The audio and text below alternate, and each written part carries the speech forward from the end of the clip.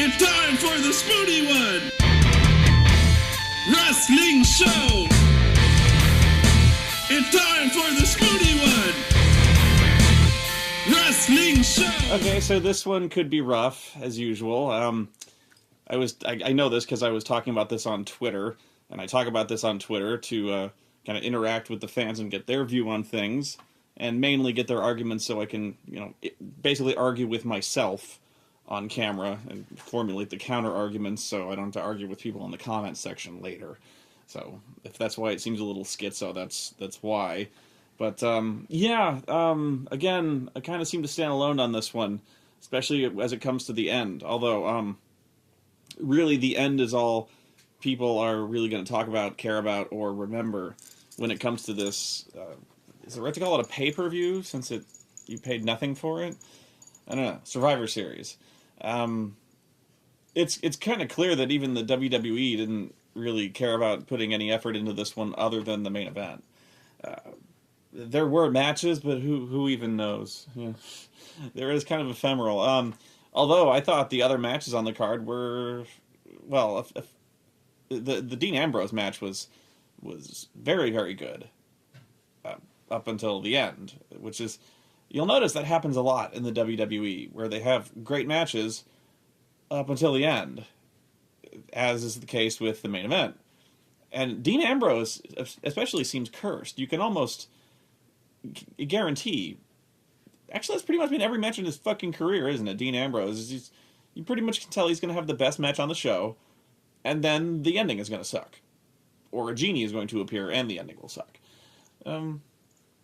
So yeah, he's having basically the exact same angle as Bray did with John Cena, where, Bray is trying to turn him to the dark side. Problem is, Dean Ambrose is pretty much already dark side, in that he's kind of playing an anti-hero, and Bray is like, you and I are the same, so hit me with a chair, and Dean Ambrose is like, okay, hits him with a chair and gets disqualified. Thing is, matches don't matter in the WWE, at least they don't matter. So winning and losing a match doesn't really matter. So there's no repercussions for getting disqualified long term, right? So Dean Ambrose loses the match by disqualification. Does this play into a fine? Does this play into title contention? Not really. He just lost a match, and yet he killed Bray Wyatt dead and buried him under chairs.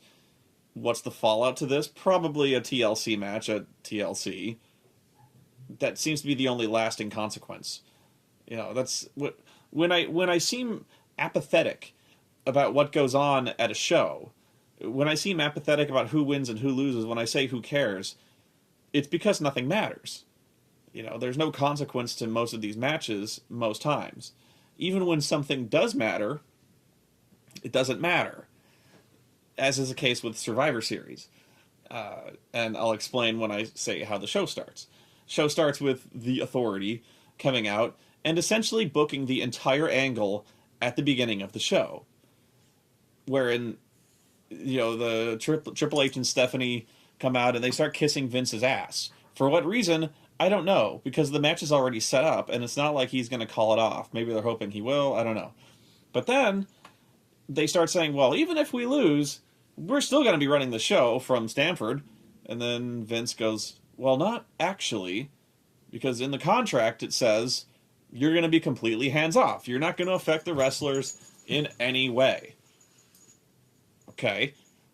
It seems obvious. And so this has already gone on 10 minutes on a pay-per-view. And then John Cena has come out, and they're both saying they're going to win. Then he says, not only that, you're not coming back. As usual, Oreo has decided this is the time to play. Says, you're not coming back, but you can come back, but there's only one person that can do it, as I put in the contract. And Triple H to Stephanie, and John Cena goes, who? You? And Vince goes, no, not me. John Cena. Only John Cena can bring you back if he wins. And they're like, and the crowd is like, what? Like, did none of you assholes actually read the contract before you signed it? And now that I think about it, when they had the contract signing, none of them actually signed the contract. It just turned into a brawl. Now, okay, let's assume they signed the contract. None of them read it, including, the executive Triple H and Stephanie. Vince basically did write anything he wanted in this contract, and it just flew past. John Cena apparently trusted the authority enough to just write his name to whatever fucking contract he put in there. They just told him anything. And like, oh, wow, okay. And so, up until this point, up until last month, the only thing we knew, really, was that Vince came out and said the most vague sentence ever. He goes, if the authority loses, the authority will no longer be the authority.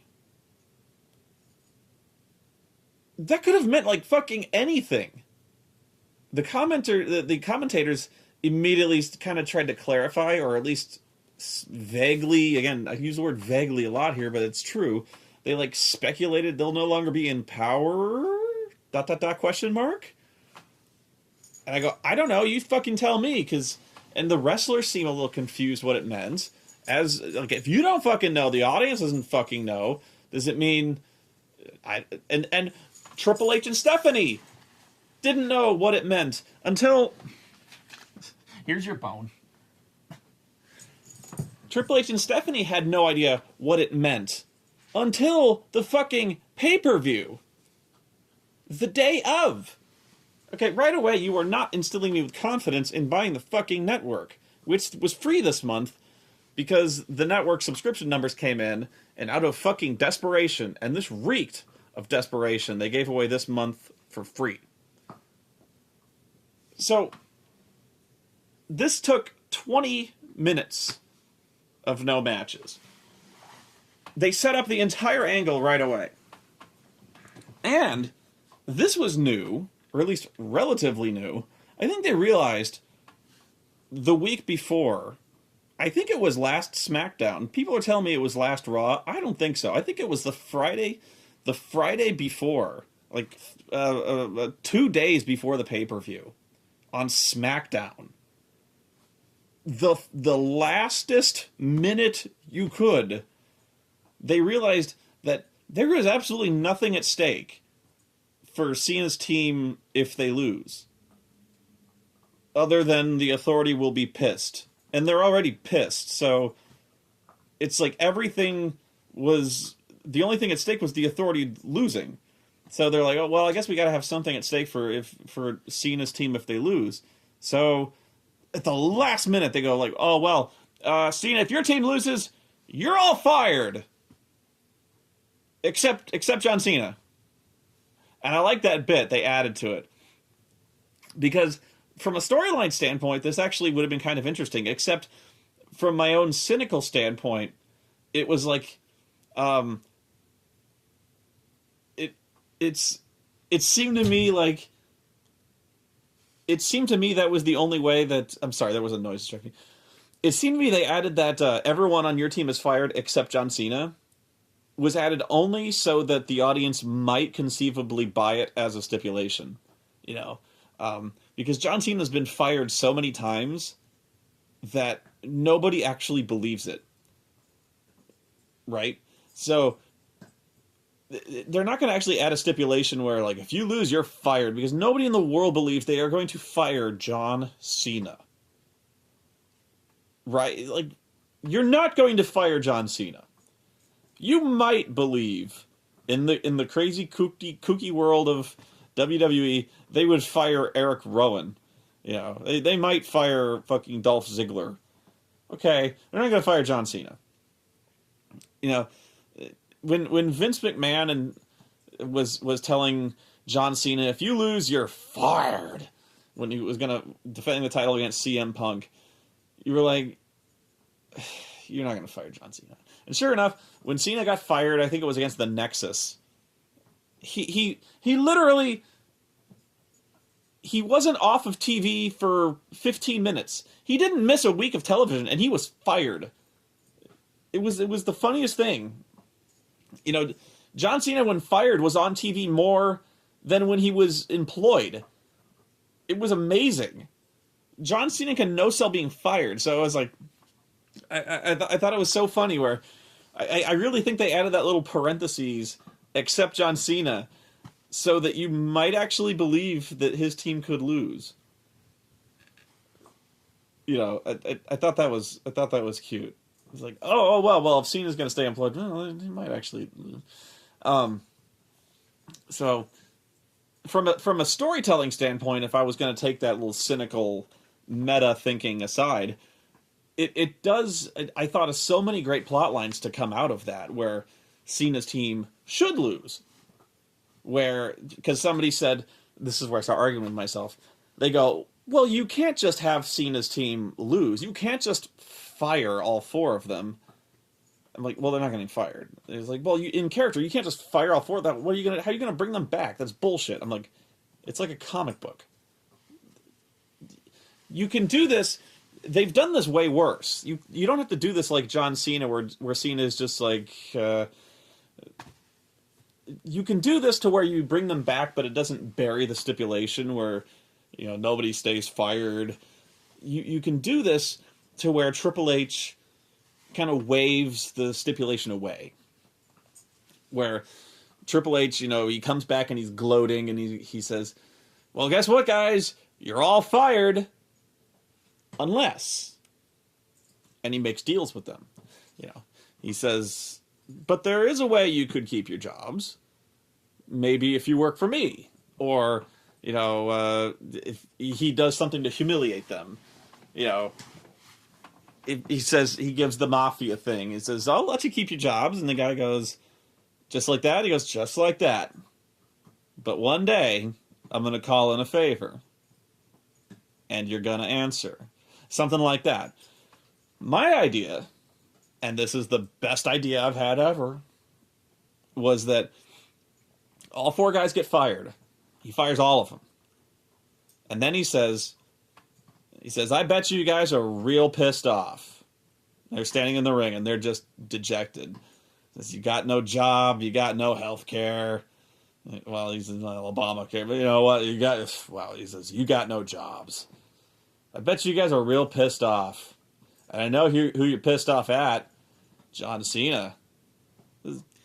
I bet you guys would really like to get your hands on John Cena. The guy who got you fired, the guy who just stood in back and let you get your ass kicked week after week, all for his own ego, all for his own edification, who didn't give a crap about you, who flushed your careers down the toilet, and who, by the way, didn't take the bullet, who's still employed, sitting back there in the locker room in his private dressing room, not even a locker room, private dressing room, sitting back there, comfy as can be.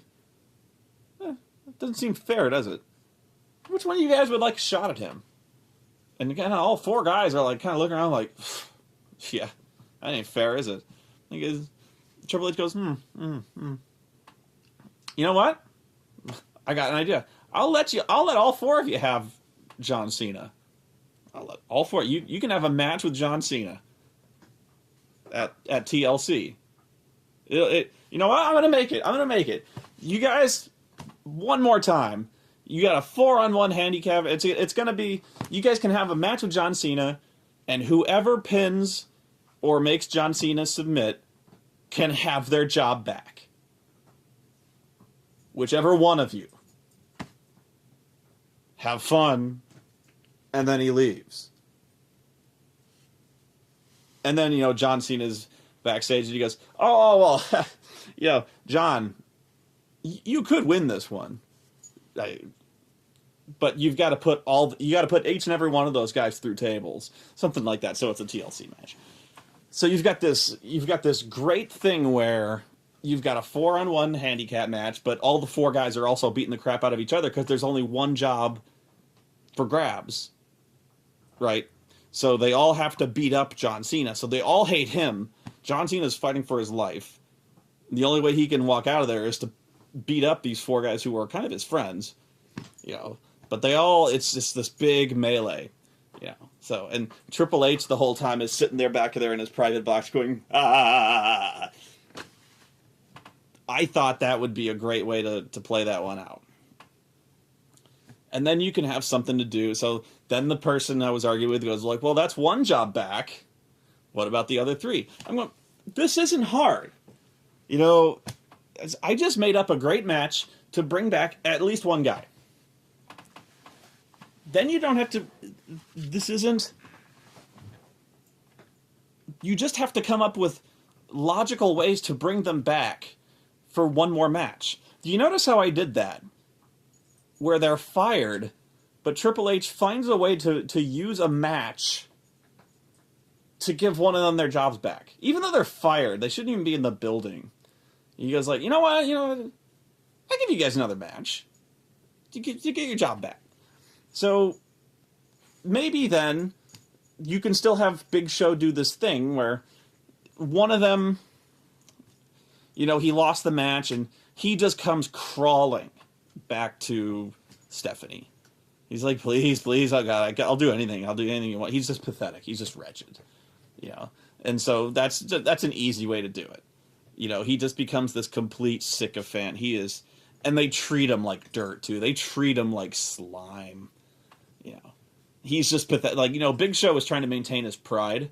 He is slime, but he's trying to keep his dignity. This guy, whoever it is just like Gollum. He's like, he's just red. He's like, I just need this job. I really need it bad. It's a heel turn, but that's how you do one guy, and that's two guys. So there's other ways to do this. But I really like the idea of having that TLC match where it really is in this case, and this is hard to do, John Cena overcoming catastrophically bad odds, and yet having this be a really competitive match. Because all four guys are still fighting each other, and all four still want to kill John Cena. I thought that was great. But I'm not booking this company. But that's how I would have done it. Let me talk about the pay-per-view real fast. Not much to this one, except that it sucked. First off, in the pre-show, they've been saying this. His name apparently is the new and improved Fandango. I'm not seeing that. First off, new and improved. No. If by new and improved you mean exactly the same Fandango, but worse, yeah. The differences are they've dressed him stupider. They've dressed him in like a flamenco dancer's outfit, like flared pants and a button-down shirt that is impractical to wrestle in instead of his silly pants. And they took away his Las Vegas music. The one thing that people even remotely were entertained by. The only one thing that people derived any amusement from was the Fandango dance. Now, mild, barely registering amusement, but the only thing that really identified him as a character. I can appreciate the idea that they're trying to try something new, but changing his pants was not the thing to try. The other thing not to try was adding Rosa Mendez to the repertoire or retinue or whatever you want to call it, entourage. Shitwagon. I don't know. Oh my God. This is terrible. Okay, one thing you can never associate Rosa Mendez with is new and improved. Filth, rottenness, detrimental, crap, decay, awfulness, horror. All of these things apply to Rosa Mendez. Atrocity, wretchedness, scum. Yeah. She is horrible. She's not even wrestling and she sucks. You would think, given the new and improved Fandango, they would actually find a woman who could dance. No, not so much. She kind of shows her leg, and then he holds her upside down, and that's supposed to be a dance. You know, and every other woman that he has had kind of as a showpiece has kind of done at least a dance step. Then there was Summer Rae, who kind of did a little... it was shit. But at least she kind of had a little bit of a routine that was like 7 seconds long, and that was literally all she knew how to do. But at least it was a routine. Like, Rosa Mendez tries to do like this dirty dancing routine where she just kind of like rubs up against his leg. And we're supposed to be like, ooh, hot. No. She's terrible. The only thing that this could be construed as a new and improvement over Fandango or Rosa Mendez is that, please God, let's hope this keeps her out of the fucking wrestling ring as a wrestler. She's bad enough doing what she does.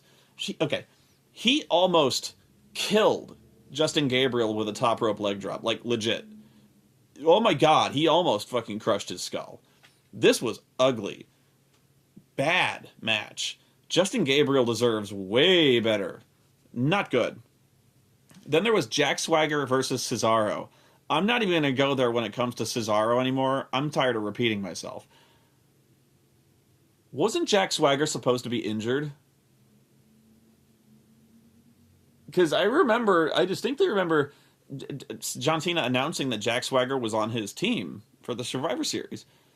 And then Authority kicked Jack Swagger's ass so bad that they said that he was physically incapable of being at the Survivor Series.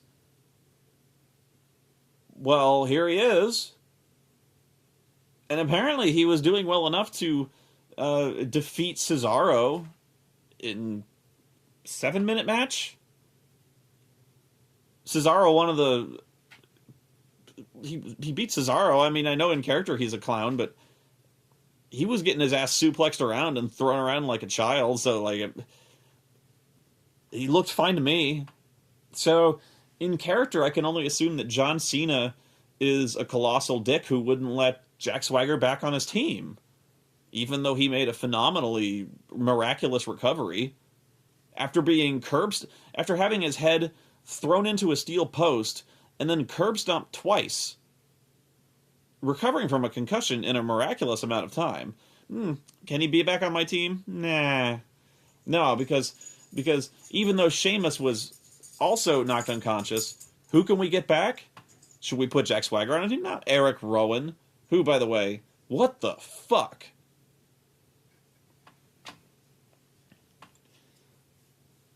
Then there was the Divas Survivor Series match. This was crap. Okay. I can only say that they did the right thing in that they tried to keep the better women's wrestlers in the ring as long as possible. Then there was the psychology of the match, so to speak. The story that was trying to be told. Basically, the way it ended was the babyfaces did a clean sweep. It was 4-0. Everyone, all the heels got beat. But the way it went was essentially, all the bad divas got knocked out, leaving Paige alone. Summer Rae, by the way, sucks. Sucks on toast. Oh my God, she's bad. Just so... Wow, you'd think she would get better at some point. She is no good. Ugh. I wasn't even paying attention that much during this thing. I was just kind of bullshitting with April. And April was...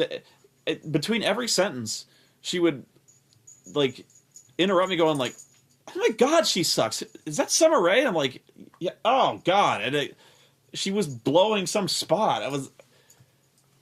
She couldn't help herself. She wasn't being rude. She was just like, oh God. She was paying more attention than I was, but she kept making disgusted noises whenever Summer Rae would do something. She was just like, oh, that's bad. Oh no. So it's a good thing I wasn't really paying attention to when Summer Rae was in there. But then they left Paige alone. This is what confused me about the end of this match. It's true I don't watch SmackDown all that much. At all. But when Paige is left alone, Michael Cole starts going on this, he's almost laughing and telling the story about how it's about time. About, it's this is only what's fair. Paige has been, this is just payback. This is comeuppance. Paige has been a bully to the rest of the divas for too long, and finally this is what she's got, what's coming to her. Have I missed something? Really, that was what Michael Cole was saying this stuff. Like, it's about time they finally got their hands on her, that she's been mean and she's been cruel and that she's been this terror of the divas locker room, and that finally she's getting what's coming to her. And then Paige gets just crushed by all four of these divas who kick her ass and beat her. And I go, when did this happen? Maybe at one point she was being months ago she was being heelish, but I don't recall her ever being this terror of the WWE divas locker room, just tormenting people or being this huge bully. But all of a sudden we've got this thing where, all four of these baby faces are like wringing their hands and licking their chops, like, finally we got you, you bitch. And she's looking all cornered, like, oh my god, they finally got me. Oh no! And the commentators are going, they finally got her. And I go, when were they after her? I knew they didn't like her. The whole story was, for even when she was a babyface, the story was they don't like Paige because she's a rookie, even though she's been wrestling for about 10 years longer than they have. But they feel she hasn't paid her dues. This, by the way, is one of the most ridiculously hilarious stories in wrestling history. But whatever. So they don't respect Paige, they don't like her, fine. But I have no idea what the story behind this was. But apparently she had this coming, and they kicked her ass. Okay. Bitches be crazy, and I don't know what's going on.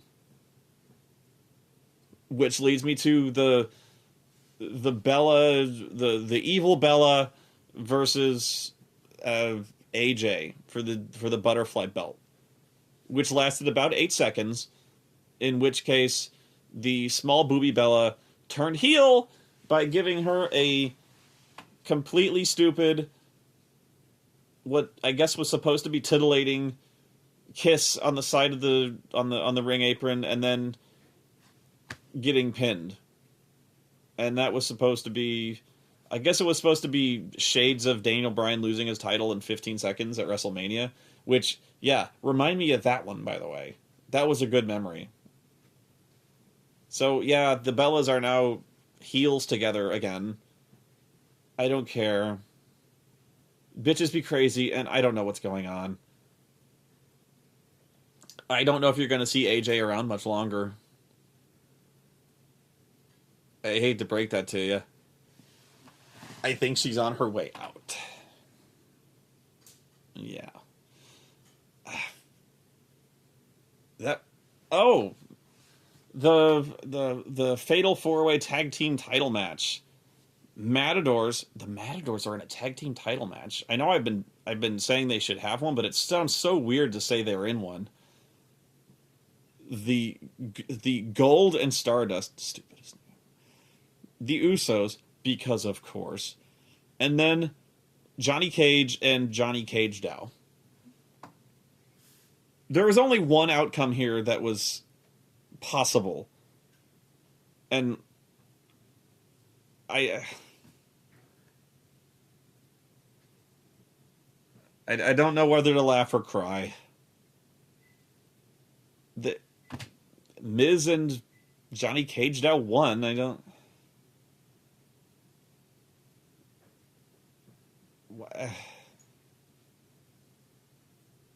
Kick the belts in a fucking sewer. I hate this angle so much. I know. It's just you love Mizdow. It's funny, but it's stupid.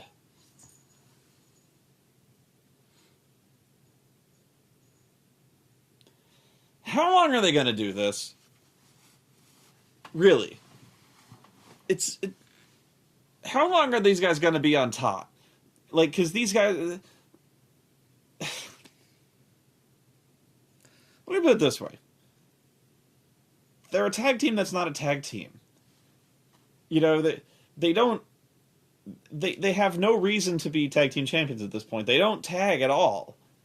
You know, Miz has this out of control ego. He never tags out. So the only reason they're ever winning is by accident. Essentially, they're winning despite themselves. So it's a funny story for a couple weeks, but it's going to get to the point if it goes on for longer than a month, which it may not. But if it goes on for longer than a month, it's just going to be so stupid, dumber than it already is. And I just don't. And they can't keep torturing this idea where it's good right now. In fact, they're doing it very well. Where it's the simplest thing in the world. The crowd wants to see Mizdow. And he's the best thing in these matches. Again, really. They want to see Mizdow, and so what they do is the entire match, they keep teasing that he's going to tag in. And they won't. That's good. That's brilliant. And finally he manages to tag in. And we're like, yeah, finally! And then someone tags him out. Awesome. That's what you do. You know. So, you know, Miz is, you know, getting the win on a guy. He's beating the guy up. He's beating the guy up, and finally he's like, you know, it's the time when you make a tag. So he reaches out, he tags Mizdow. Mizdow comes in, he body slams the guy, and then Miz tags himself right back in. And you're like, oh, come on! That's great. That's what a heel. That's how you get heel heat. Like, really, it's easy. It's done. But you can only do that for so long, but it's being done rather well. But yeah, I'm leery on this one because this is going to fall apart pretty soon, and it's going to fall apart real fast if they fuck it up. If they need to start pulling the trigger on the inevitable breakup, because if they keep torturing it much longer, it's going to get boring. You know, it's even for this storyline, it's going to be ridiculous, is my point. So they finally did this thing where, you know, Miz is about to, the parade of super kicks has begun. The Usos are kicking ass. The Usos have it won. Miz throws Uso 2 out of the ring, and then out of nowhere, Sandow tags himself in and essentially steals the pin, and leaving Miz just horrified, just like, what the fuck? What? But then, you know, they hand him the belts and he's overjoyed and he's doing yay. So he's going, I won. So the next week on Raw they have 4 belts now. So Mizdow has, you know, replica belts, which I thought was great. But then they do this thing on Raw where they fucked up somehow, or they just executed it poorly. And I actually don't think the wrestlers fucked it up. I think Cole either had to try to tell a story and did it poorly, or he tried to call the story. I don't know what happened, but here's what happened. Was, okay, they're defending the titles against Gold and Stardust. And so, at some point in the match, The Miz goes down, like, holding his nose. Like, he's either been knocked out or he's protecting his face. He's like, my fucking nose. And so he's out there like 5 minutes. Doctors are looking at him. And you're like, oh, well, he's out of this match. So Sandow is bravely fighting, and he's wrestling, and so they're going to the end of the match. And so he puts Stardust in the figure 4 leg lock, Miz's submission finisher. And so you're like, wow, he could actually tap out. Goldust makes the save, and we're heading into the end game here. Sandow goes for the skull-crushing finale.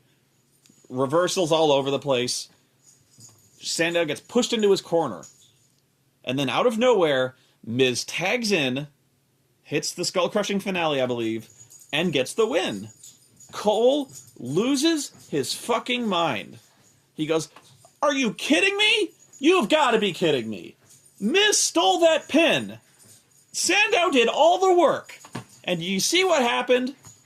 And I'm like, yeah, I did. So here's what actually happened. Sandow did a lot of the work when his partner was injured. He covered for his injured partner. He was winning the match. The guy got out of the figure four. He reversed the skull-crushing finale.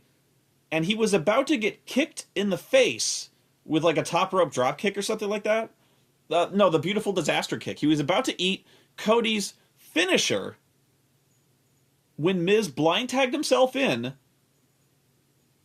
Sandow immediately afterward ate Cody's finisher.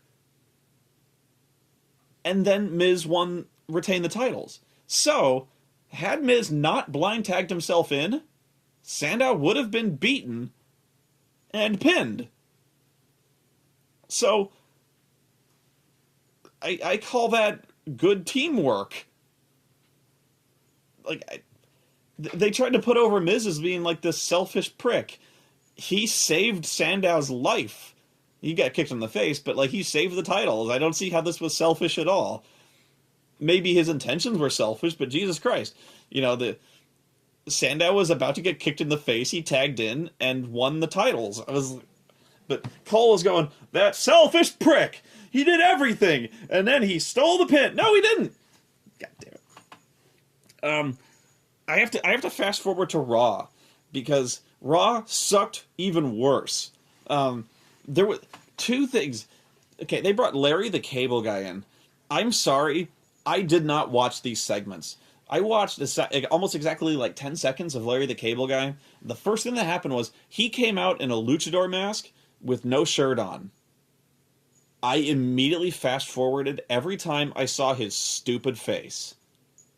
And that was still too much Larry the Cable Guy. I don't know if it was funny. I'm presuming not. I don't care. Judge me if you will, and you will. No. I don't find that fucking monkey funny. No. Not watching it. What really bothered me was they had Daniel Bryan come back to host the show. Spoilers, Authority loses. So Daniel Bryan sets them up in essentially unfair matches. But then he gets to Rusev.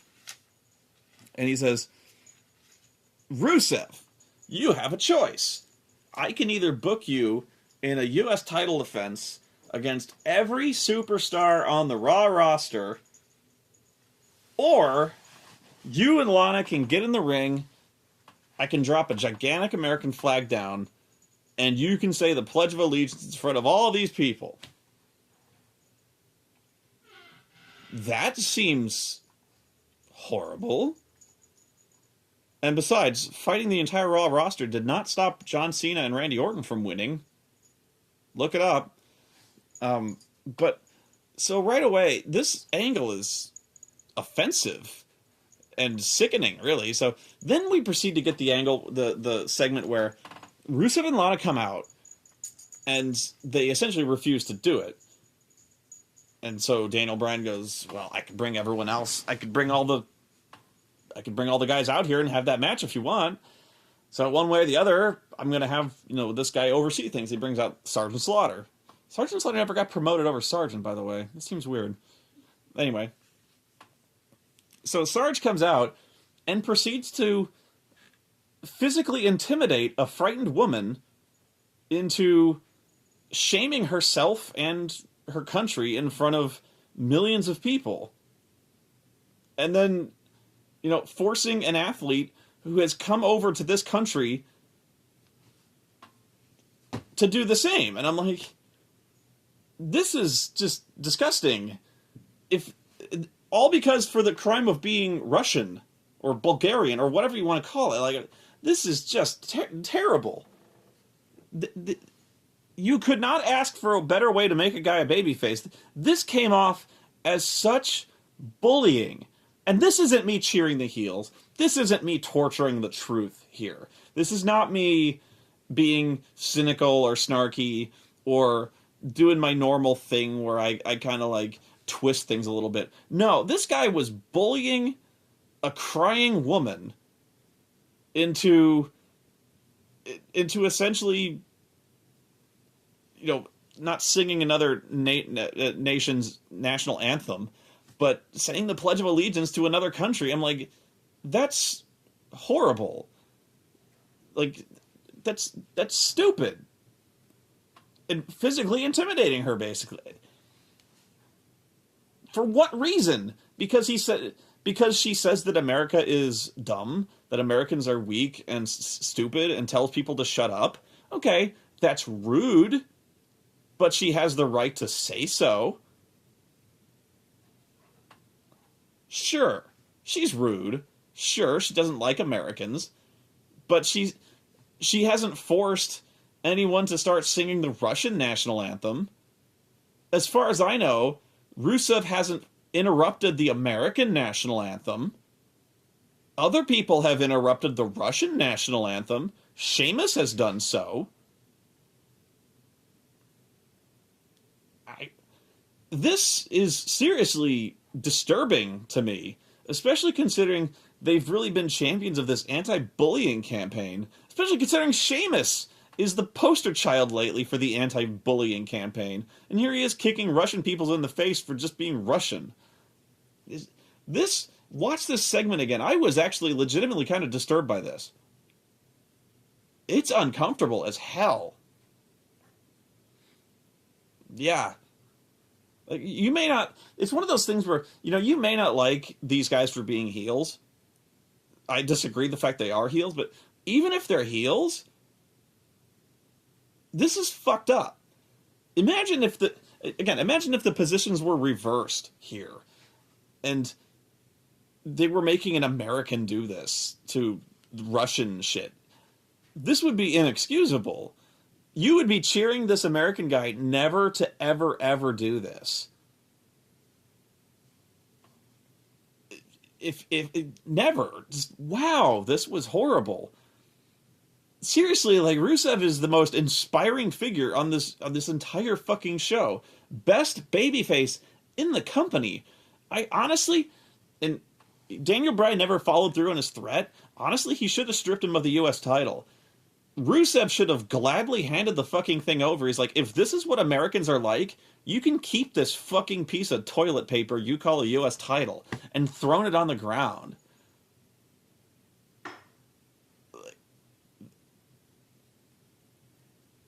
Terrifying how the implications of this.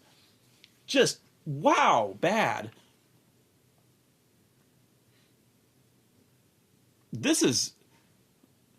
That was just... You can ask her, man. I was just kind of not raving about it all night, but I was just like shell-shocked by it. I was just like, did I really just see that? Wow. How can you be so tone-deaf? I would like to think even people who are kind of... I would have liked to think even people who are very, you know, Merca fuck yeah, would be a little more sensitive than that. You know? At least acknowledge and respect that people from other countries have pride in their countries, and you wouldn't force them to start saying other national pledges of allegiance or singing other national anthems, like forcing them to do that. Wow. Or anyway, I'm sorry, that was just, not to get too serious on that score, but that was fucked up. Had to be said. I had to get that off my chest. There were other matches. Oh, Dean Ambrose and Bray Wyatt. Great match. Really great match. The storyline, beyond stupid. You know, when your storyline is is kicked off by the hologram of Princess Leia in a Hell in a Cell. It's not good. It's not good. You know, it came from a bad place. This is coming off the heels of the immensely dissatisfying Seth Rollins conclusion, which was 3 months of blue balls that never paid off. But this was a really good match that ended like shit. So the match is going great. They are hitting each other fucking hard. I won't belabor the point, but Bray hits the Uranagi on the steel steps outside because everything hurts way worse on the steps, even Kimura's. And then Bray gets the microphone and he goes, I don't know why you had to take it this far, Dean. I don't, it didn't have to be like this, Dean, but you and I are the same. And he gives him a chair, and he does that thing with John Cena where he's like, take me with you. I'm invulnerable. Give in, Dean. And then John Cena, where the ref was the psychologist ref was like, think of your legacy. He's trying to do that. The ref is going like, I'll disqualify you, Dean. And Dean's like, fuck it. Boom. Kills him. And then proceeds to keep murdering him. And then puts him through a table with his elbow drop. And then throws more chairs on him. And then climbs a ladder. And you're like, oh, he's going to jump on him through the ladder. No, he's not. He's just going to sit up there. And then there's going to be a TLC match. I'm like, oh. So what happened? And so I was thinking, well, let's see how it turns out, because, well, this time Bray Wyatt got exactly what he wanted. In that, okay, well, he turned Dean Ambrose to the dark side? Question mark? ... Question mark? So, okay, so he won, right? In a philosophical sense? He turned Dean Ambrose crazy? I don't know! But, okay, so... Alright, so... For what purpose did Bray Wyatt do this? He gave him a chair and martyred himself so that Dean would hit him with a chair. Okay, mission accomplished. Why did he do that? So he would win the match? Okay, he won the match. That didn't seem to matter considering what happened on Raw. So he would have a disciple? Well, that didn't happen, so I don't know. So he would make Dean crazy? Well, that's already happened, so I don't know. If this is gonna play into something, they better make it damn skippy, because what it seemed like to me was that Dean Ambrose killed this man, was happy about it, and now they're just gonna have another match.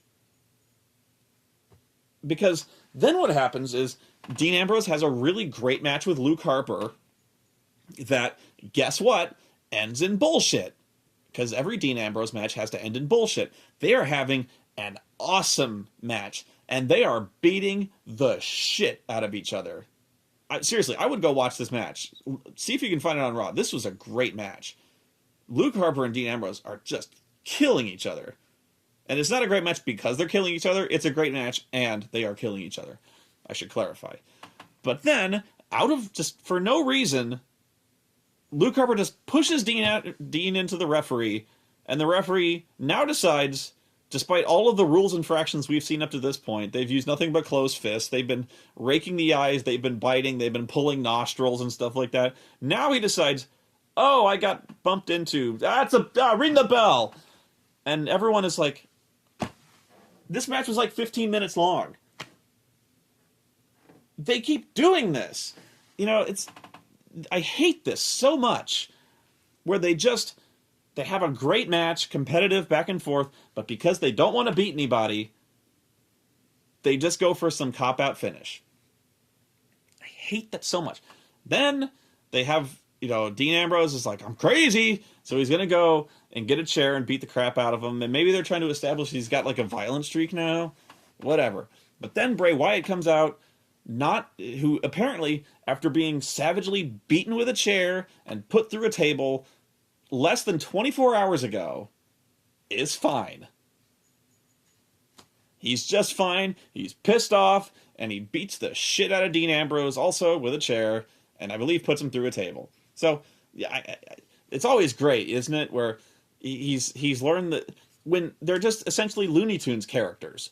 I hate when wrestlers have become these Wile E. Coyote characters who can take just an insane beating and then show up the next day without even so much as a limp or a sore back.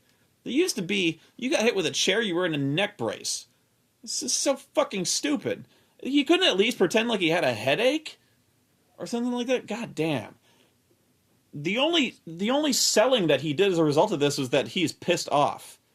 Or at least one assumes that he was pissed or he wouldn't have attacked. But like, why are you mad when you got exactly what you wanted as a result of you won the match, you convinced Dean Ambrose to do exactly what you wanted, you should be happy. I don't fucking know anymore.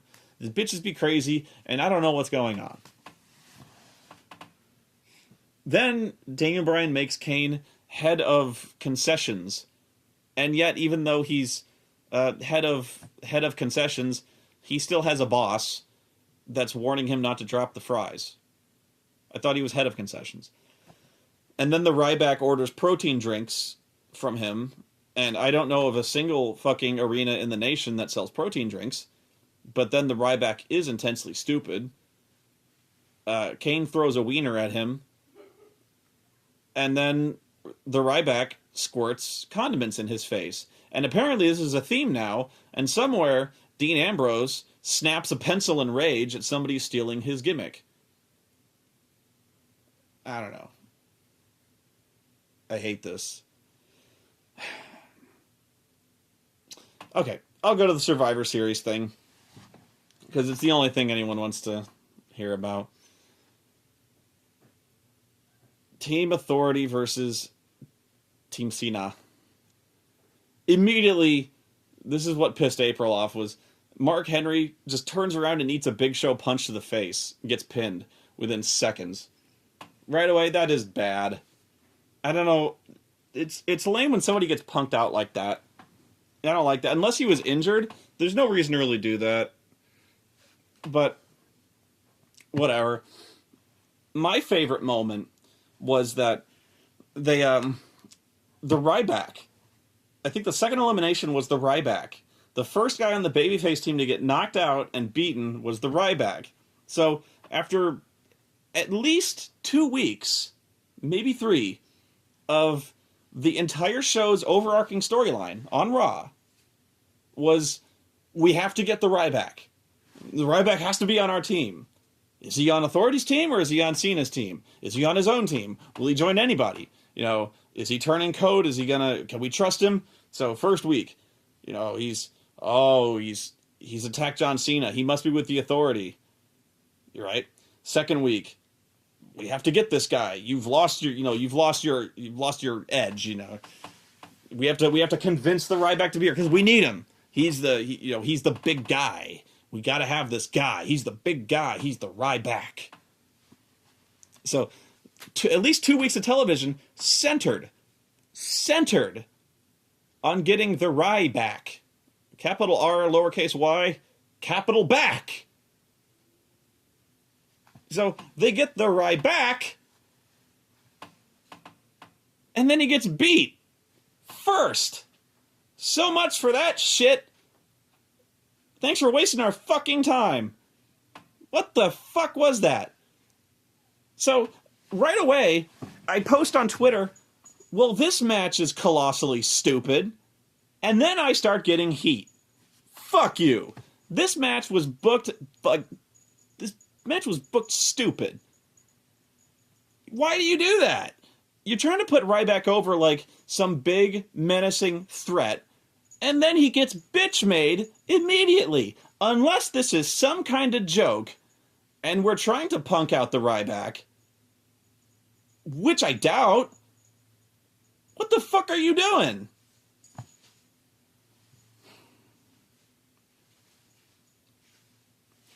Too long, didn't read.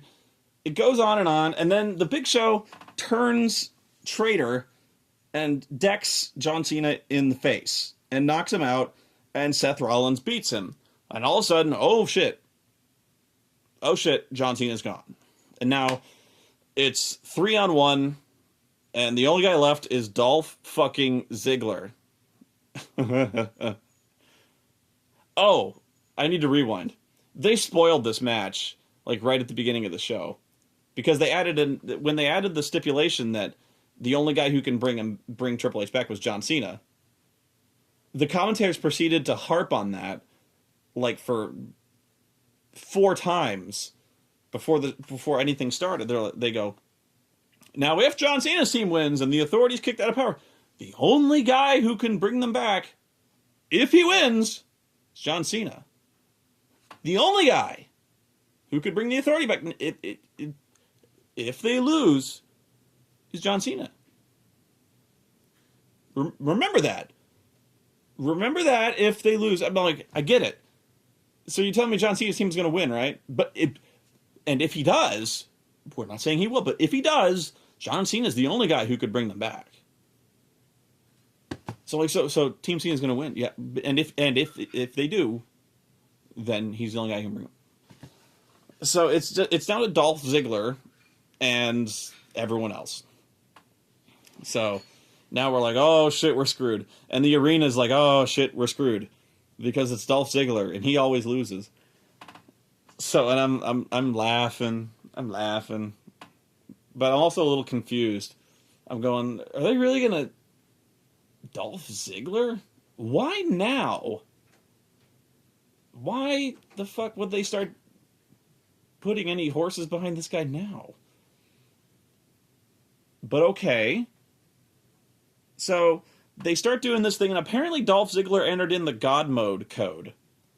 Because he starts kicking out of every goddamn thing in the world. He's just decided to... He's just... John Cena apparently has taught him well, because he's just decided to stop selling things. He's just kicking out of shit left and right, and whatever. People have decided to say he's stolen the show.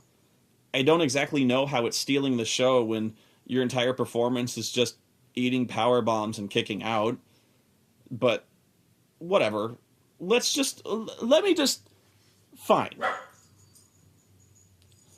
Let me just stipulate. Not a big fan of the guy. Clearly. But he turned in a good performance. Let's just stipulate that he did everything that you say he did. Okay? He's great. He's wonderful. He stole the show. He performed like a fucking athlete. He walked tight ropes. He cured the ass cancer. Everything he did was wonderful. Everything he did was phenomenal. His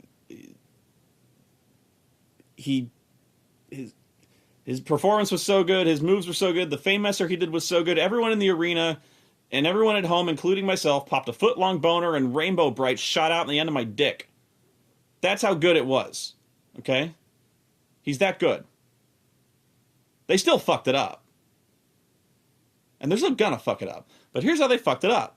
Sting showed up. And oh no, here's where I really got heat. I didn't just get heat, I got fucking nuclear heat for suggesting this on Twitter. Oh my god. People are apparently fucking militant about Sting. I can't say shit about the man called Sting, can I? Look, he's a charismatic guy. He's a great performer. He's also about 6 years older than The Undertaker. Okay? And they gave him the most boring, deadening, lame debut they could have possibly done for this guy. And I call this out, and I take heat. Not only do I take heat, they legitimately question my sanity. They bring up my bipolar disorder, saying there must be something psychologically wrong with you if you don't think that this was an exhilarating debut. Really? Fuck you. Okay? This was boring as shit. This did not make me excited for anything to do with Sting. You're telling me. Here's what happens. Dolph is on this huge rally. He's beaten. He's on this roll. He's actually beaten everybody against all odds. Everybody but Seth Rollins. And so Seth is the only guy left, and they start having this. Then they start having this really great match. Okay? Which essentially is, again, you say they stole the show. Mainly, it's just an exchange of ridiculous near falls. You know, Famouser, 1-2 kick out. Oh no! Curb stomp, 1-2 kick out. Oh no! Guys, stealing the show does not consist mainly of just kicking out of finishers 4 times. But whatever. So they're having this go around, and Dolph has him beat. Alright? So Dolph has him covered. The ref counts 1, the ref counts 2, and then Triple H pulls the ref out of the ring and decks him. The match is over. But apparently now, Michael Cole is trying to explain it where, well, the ref didn't count 3. The match continues. What the fuck are you talking about? The match is over. So a second ref comes out. Does he call for the disqualification? Nope. Instead, Dolph has Seth beat again. The ref counts 1, the ref counts 2, and then Triple H hits the ring and decks the second ref. And so at this point, Triple H is just decking referees left and right. I guess just waiting for one who will, and he gets one, just waiting for a ref who will count his guy. All right. You know, when you deck a referee, you can't just do that. We're like, when you hit a referee, the second referee should have just like come out and just called for the bell. It's over. You lose. Good day, sir. What?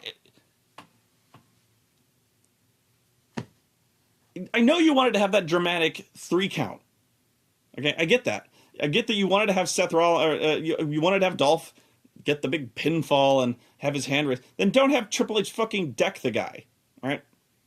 It doesn't make any sense. You get disqualified for that. So this is stupid. And then he does get a referee that will count for him. The crooked ref Scott Armstrong that actually screwed Daniel Bryan out of his title. Question: why didn't Triple H just put Scott Armstrong in the match in the first place? Question: if the stipulation is the losing team will be fired, why didn't Triple H just fire them to begin with? Question: if Triple H was going to get physically involved in the match, why didn't he just put himself on the team? These are all good questions. And you're all just going to say, I hate everything. But whatever. So, finally, Scott Armstrong hits the ring after Triple H has just started pedigreeing people. He pedigrees Dolph Ziggler. Seth Rollins climbs on top. Scott Armstrong starts counting, and then Sting's music hits. Actually, you know what? Sting's music doesn't hit. Somebody's music hits, but it's not Sting's. It's just music. It's not his WCW music. It's not Seek and Destroy. It's just bad. So, if you were hoping for a nostalgia rush, that wasn't it. Why would you not choose WCW music? I recognize that. I didn't recognize the shit they were playing here. They're trying to update it? I don't fucking know. So, the music plays, and Scott Armstrong, apparently, the music paralyzed him, his spine seized up, and he forgot how to count. Had Scott Armstrong been able to contain his terror of the man called Sting, who was literally 80 yards away, and walking very slowly, he would have won. So he's about to count, Sting's music hits, and if Scott Armstrong was just like, oh, authority wins. And then, next week, Dolph says, wow, that was a close thing. I mean, the odds were against me, but I owe everything to the man called Sting. He really saved me there, boy howdy. I go, saved you? How the fuck did he save you? His music played, and Scott Armstrong apparently pissed himself in fear. That saved you? God, apparently the music was so bad, it just it disgusted him to a degree that he fled from the ring crying. I wouldn't exactly call that a save. You know, the Ghost Army from Return of the King moved faster than Sting did coming down that ramp. That was a save. Sting might as well have been using his hover round to come down that fucking ramp. He was in no particular hurry, Dolph. Trust me. This was not exactly an inspiring rescue here. He wasn't charging down the hill like fucking Gandalf on Shadowfax. Okay? He didn't bring his fucking baseball bat. He wasn't really cutting an inspiring figure of terror. He looked like a shambling old motherfucker with a bald spot. He looked like a retired mime who'd gotten lost. There were 1,000 more exciting ways they could have chosen for Sting to make some kind of rescue, assuming that's what they were trying to do. I'm presuming they were trying to make Sting debut to make some kind of dramatic rescue of Dolph Ziggler. So have him rescue Dolph Ziggler. Okay? I don't know what that was. Have him run down the ramp and beat people up with the bat. You might as well have Scott Armstrong about to count the 3, have the lights drop in a blackout, then if you can't have him run, which frankly, I don't blame you, the guy is about, 55? Have the lights drop, have him shamble to the ring in the dark, have the lights come up, and have him standing in the ring with the bat, and have him beat people up. That's a rescue. That's exciting. That's exhilarating. 2 ways, those are both better than him going,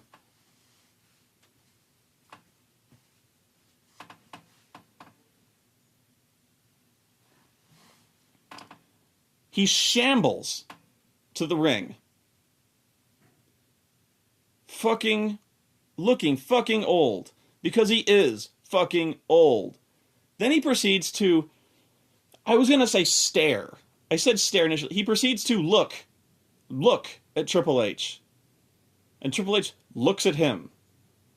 And Sting looks at Triple H. And they proceed to look at each other for like at least 3-4 minutes. I think it's supposed to be some kind of epic stare down. One of those like Hulk Hogan Ultimate Warrior things, or Triple H Undertaker moments where they kind of stare at each other with hatred and then look at the WrestleMania sign and then look at each other. But there wasn't any WrestleMania sign. So they're just kind of looking at each other. And the other thing is, these guys have had no exposure to each other or no contact with each other in at least on TV in like 18 years. So Triple H just looks confused. And Sting looks senile and lost. And so, no kidding, the first thing that happens is when one of them finally decides to talk, Triple H goes, "What the fuck?" And Sting says nothing. Just continues to stare at him. This is a great save, by the way. This is a great rescue. He goes in the ring and just stands there. Ooh, goosebumps. The man called Sting surely is this phenomenon. The crowd, by the way, is completely underwhelmed. And then they try to talk themselves into being blown away by chanting, "This is awesome." Awesome? Him standing there, looking at Triple H for 3 minutes, doing nothing, is awesome? Wow. I could go stare at a wall and film that as a vlog, and that would just turn your hair fucking white. Well, I've been working too hard. Jesus Christ. This is awesome. No, it was not awesome. Triple H finally decides to throw a punch, and then Sting, who's at least 5 years older than him, somehow just against all possible logic, puts him on his ass with a Scorpion Death Drop, and I'm just like, this is so stupid. And then drapes Dolph Ziggler on top of Seth Rollins. Okay, right away, moment ruined. If you were hoping for the show to be stolen by Dolph Ziggler, okay, fine. Again, conceding that Dolph Ziggler was the Kwisatz Haderach, was the chosen one, that they put him over strong. Okay, he did a good job. He had Seth Rollins beat. And then Sting showed up to save him. Because he needed a 55-year-old grandpa with a bald spot, painted like the Crow, to come in and save him. He couldn't have won on his own, could he? He had to have fucking Sting waddle to the ring and then and get rid of Triple H, and then pick up his unconscious fucking carcass and flop him on top of Seth Rollins to win. Okay. Yeah. Thanks for making Dolph Ziggler look real strong there. That was good. You know, Sting has no place in this. Why is he here?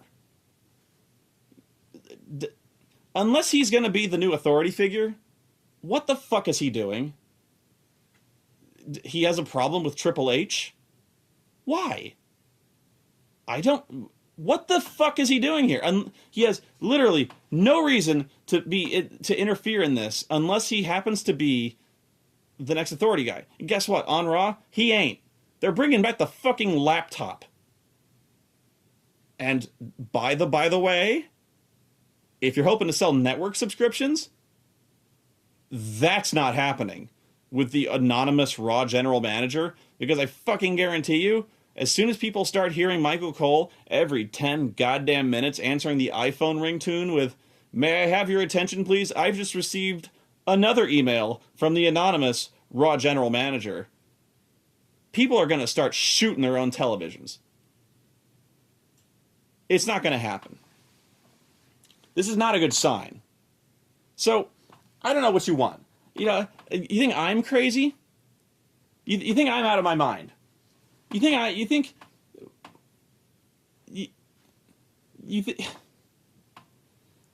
this was some huge nostalgia rush? You think this was electrifying?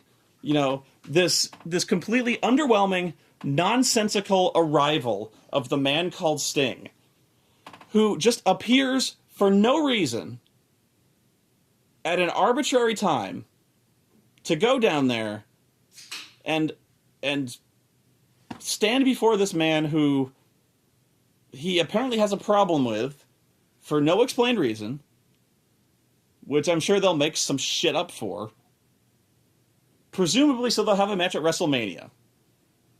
And people are like, oh, 5-star matchup. Look. People are saying that I can't enjoy anything, that I am this joyless prick, that I don't like, that I can't just sit back and enjoy the nostalgia rush, that I'm just devoted to hating everything that goes on here. You know, there's so many things they could be doing right now. They want to put Dolph Ziggler over, okay? By that I don't mean they should make him look strong and then kick his ass and then have Sting put Dolph Ziggler over somebody.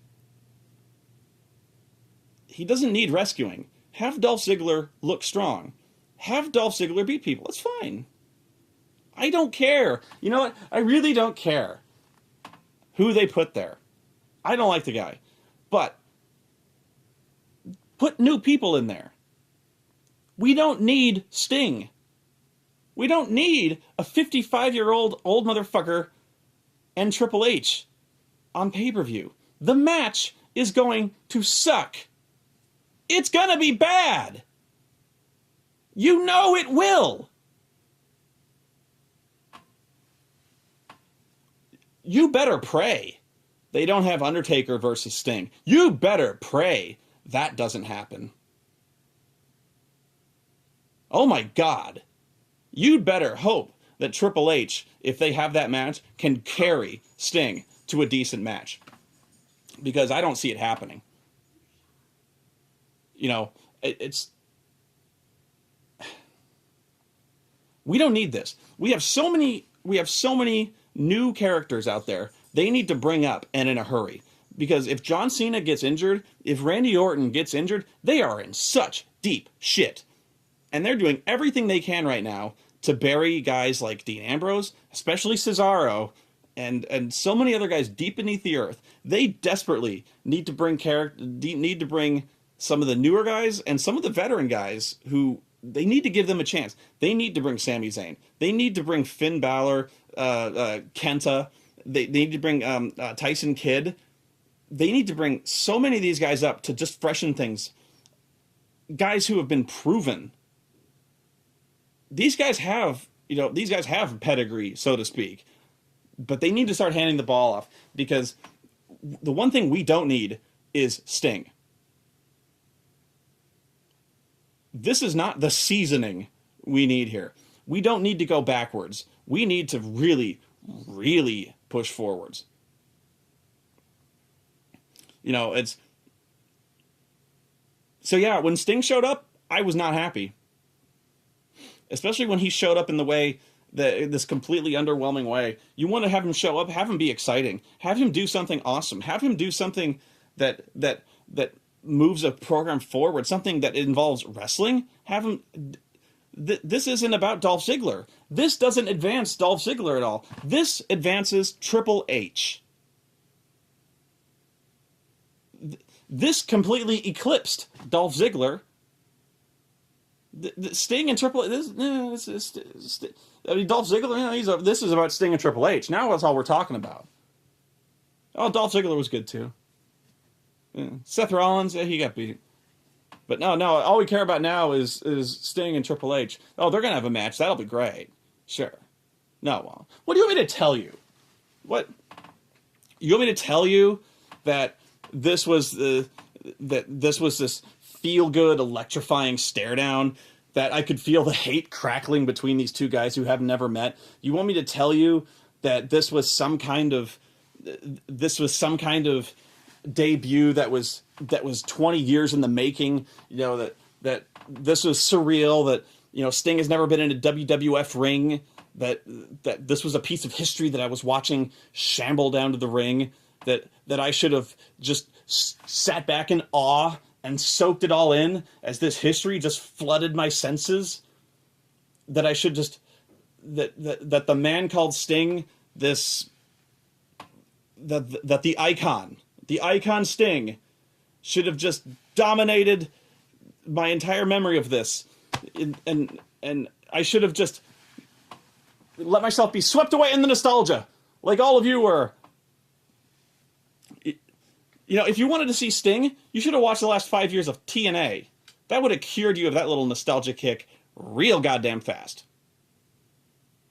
Because in that time, since The Crow, Sting saw another movie called The Dark Knight. Just look up Joker Sting. You'll see that one. Do you want me to tell you that a match with Triple H at WrestleMania is going to be anything other than a 15-minute thing where Sting blows up in 5 minutes? He's going to be out of shape. And it's not going to be nearly as good as you think. Do you want me to bullshit you?